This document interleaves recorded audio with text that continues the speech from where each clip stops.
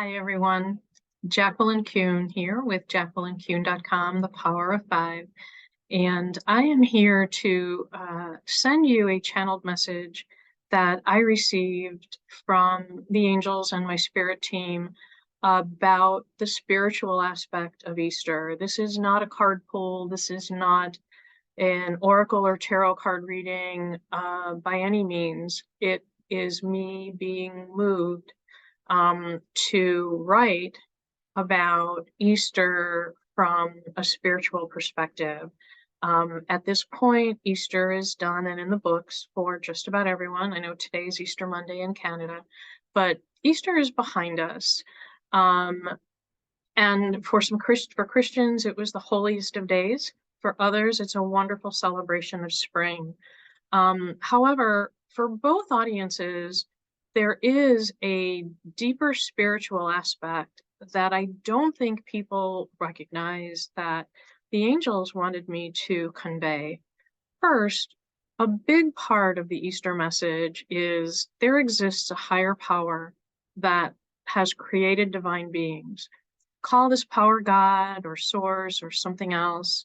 The higher power, this higher power, created a man, Jesus.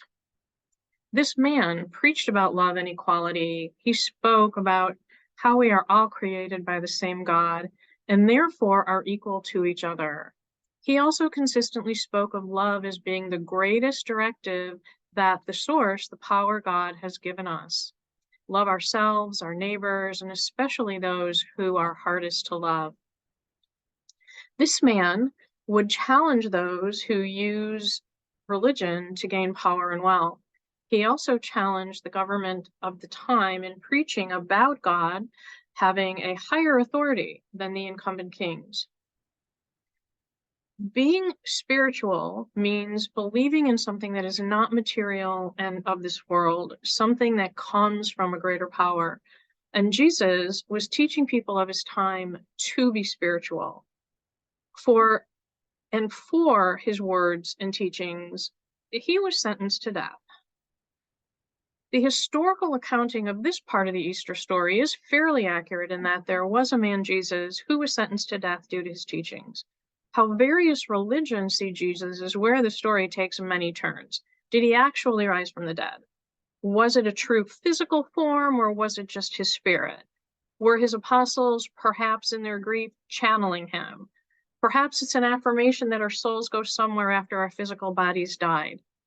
For all accounts, what happened after his death is spiritual, not material, and not of this earth, and absolutely not explained by any kind of scientific measure that we have today.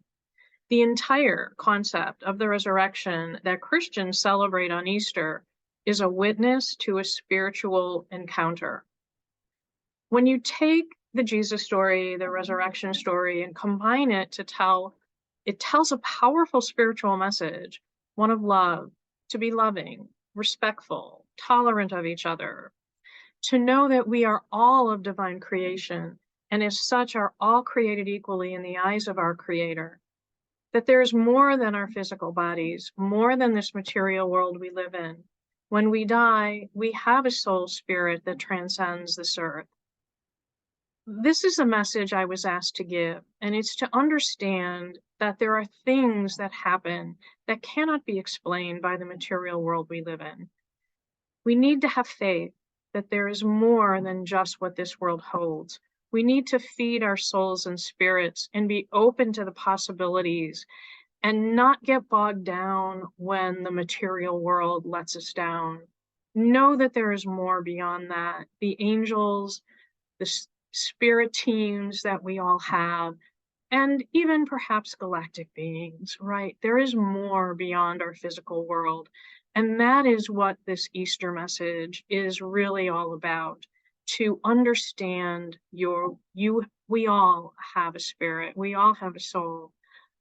We were all divinely created. And let's work on feeding our soul, feeding our spirit, and loving each other so that while we are here on this earth, we all can have an incredible experience and do the work we came here to do. thank you for listening to this message. I really appreciate you, and peace.